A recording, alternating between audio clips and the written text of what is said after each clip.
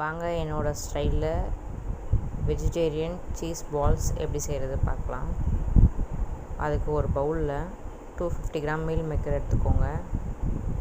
Hot water போட்டு ஒரு 10 minutes தனியாக ஊற வச்சுக்கோங்க. தென் 4 பிரெட் ஸ்லைஸ் எடுத்திருக்கேன். இதை பிரெட் க்ரம்ஸாக ஆக்கிக்கோங்க மிக்சியில் போட்டு. தென் தனியாக ஒரு மிக்ஸி ஜாரில் onion, chilli, ginger garlic paste, 1/2 table spoon chilli powder add பண்ணிக்கோங்க. தென் மட்டன் மசாலா இருந்தால் போட்டுக்கோங்க, டேஸ்ட்காக தான்.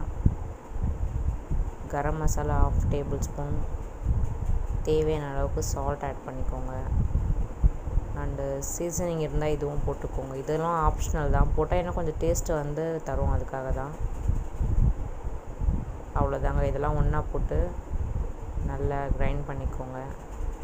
தென் தனியாக ஒரு பவுலில் இதை ஆட் பண்ணிவிட்டு நம்ம இந்த ஊற வச்ச இந்த இதையும் நல்லா இந்த மாதிரி ஸ்குவீஸ் பண்ணிவிட்டு இதையும் ஆட் பண்ணிக்கோங்க.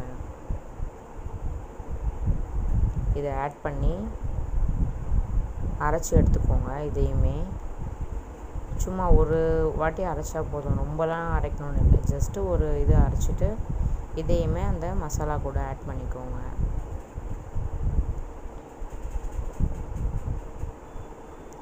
இப்போ நம்ம எடுத்து வச்சுருந்த அந்த பிரெட் க்ரம்ஸ் இருக்கு இல்லையா, அதில் பாதி வந்து இதில் ஆட் பண்ணிக்கோங்க, பாதி செப்ரேட்டாக வச்சுக்கோங்க.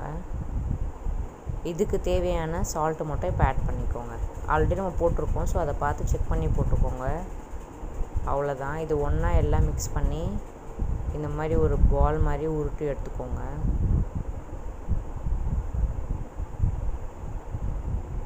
இப்போது நம்ம கார்ன்ஃப்ளவர் 2 டேபிள் ஸ்பூன் போட்டு அதில் வாட்டர் மிக்ஸ் பண்ணி இந்த மாதிரி தனியாக எடுத்து வச்சுப்போம்.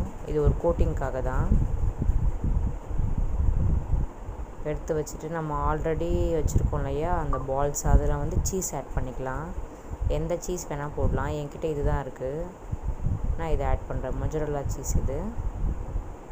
இதை வந்து நடுவில் குட்டியாக ஒரு ஹோல் போட்டு அதுக்குள்ளே ஃபில் பண்ணிக்கோங்க.